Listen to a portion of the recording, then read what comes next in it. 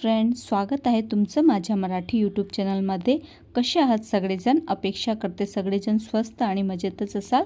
तर हा दिवाळीच्या दिवशीचा व्लॉग आहे। सकाळ सकाळी मस्त अशी देवांना आंघोळ वगैरे घालून देवांची मस्त फुलाने पूजा करून घेतली आणि किती सुंदर मंदिर दिसत आहे नाही का।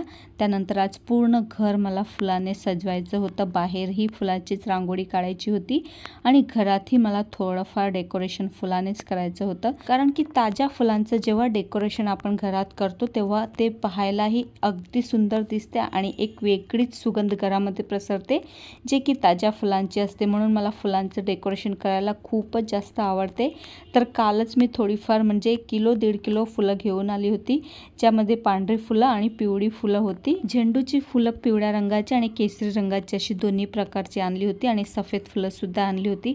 आता सगळ्या फुलांच्या मला पाकळ्या काढायच्या आहेत, त्यांना कापायचं आहे आणि आज एवढी सगळी कामे आहेत की दिवसही पुरत नाही, एवढी सगळी घाई गडबड असते। तर थोडीफार मदत मुलंही करून देतात, पण सगळ्याच कामात ते मदत नाही करू शकत, कारण जी कामं आपल्या स्त्रियांना जमतात ते पुरुषांना जमत नाही। म्हणून थोडीफार कामं करू लागतील, बाकीची कामं मलाच करायची आहेत। तोपर्यंत म्हटलं चला स्वयंपाक हे आवरून घेऊया। आज आपल्या सगळ्यांच्या घरामध्ये पुरणाचा स्वयंपाक असतो। तसा 2-3 तास आधीच मी चण्याची डाळ पाण्यात भिजू घालून ठेवली होती, म्हणजे पुरण शिजायला जास्त वेळ लागत नाही। म्हटलं आपण फुलाचं काम करतो तोपर्यंत डाळ ही मंद गॅसवरती शिजून जाईल, त्यासाठी इथे आधी मी डाळ शिजायला घालून घेते, नंतर पुढचे कामं करते, म्हणजे एका कामामध्ये आपले दोनही कामं होतील। तसा तर दुसरा स्वयंपाक करायला अजून वेळ आहे, पण म्हटलं डाळ शिजवून पुरण तयार करून ठेवलं की मग दुसरी कामं करायला म्हणजे दुसरा स्वयंपाक करायला जास्त काही उशीर लागत नाही। त्यासाठी इथे मी डाळ शिजायला घालून घेते आणि आज तर जेवढी कामे पटापट उरकता येतील तेवढी उरकायला पाहिजे, कारण की आज दिवसच पुरत नाही, एवढी घाई गडबडीची कामे असतात।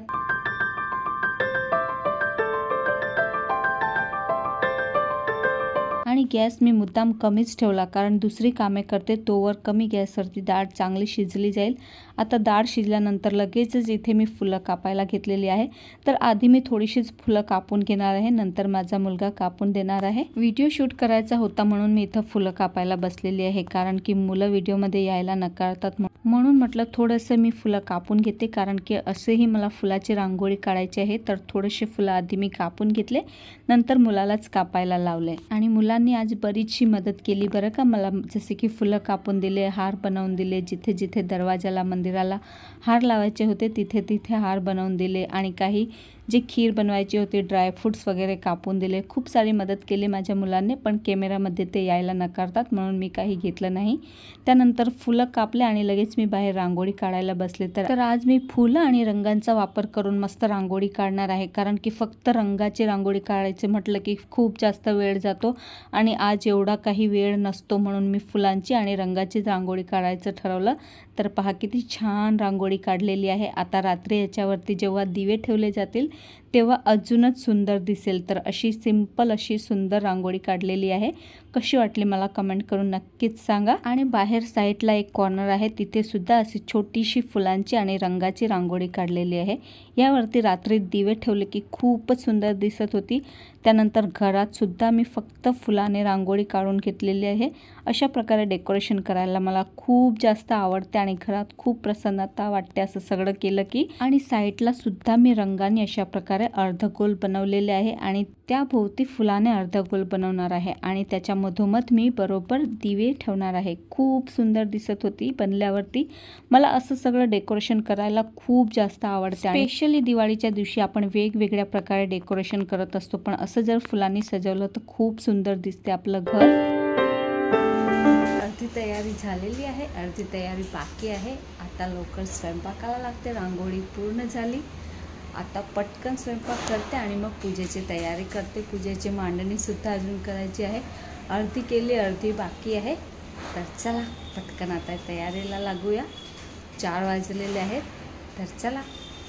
एवढं सगळं करता करता सकाळी 10 वाजेची लागलेली मला संध्याकाळचे 4 वाजले होते। म्हटलं चला आता पुरणही शिजवून गेलं होतं, डाळ तर केव्हाचीच शिजून गेली होती। मी गॅस बंद करून दुसऱ्या कामाला लागले होते। म्हटलं चला आता पुरण तयार करून स्वयंपाक करून टाकते, कारण पुरणाचा स्वयंपाक करायला थोडासा उशीरच लागतो, त्यामुळे मी लगेच स्वयंपाकाला लागली।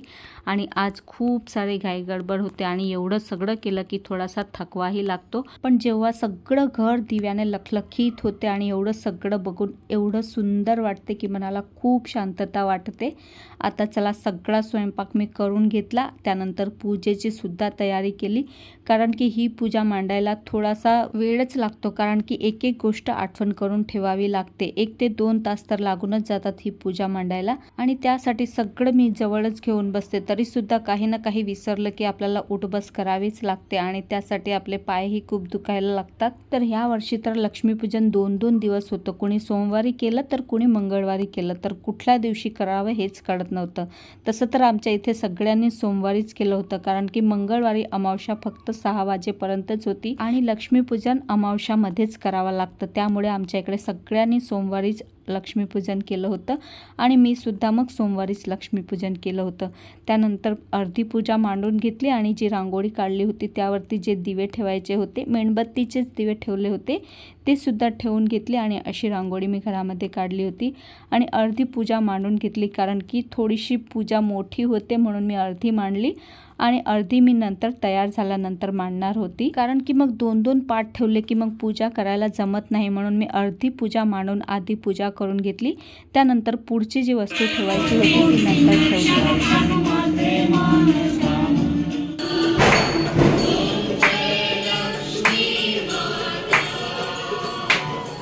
आणि मग छान अशी रेडी झाली, आणि सगळ्या परिवाराने मिळून लक्ष्मीपूजन केले, आरती केली, आणि छान छान रीलसुद्धा मी काढली, तुम्ही बघितलीच असेल शॉर्ट व्हिडिओमध्ये। छान अशी पूजा करून मग आम्ही सगळ्यांनी मिळून जेवण केलं।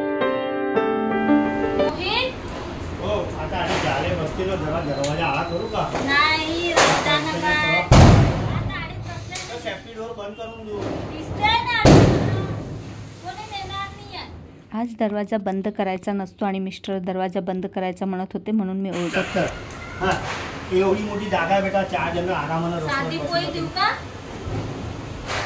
त्या पोऱ्या या का या अंधारात बसतो तरी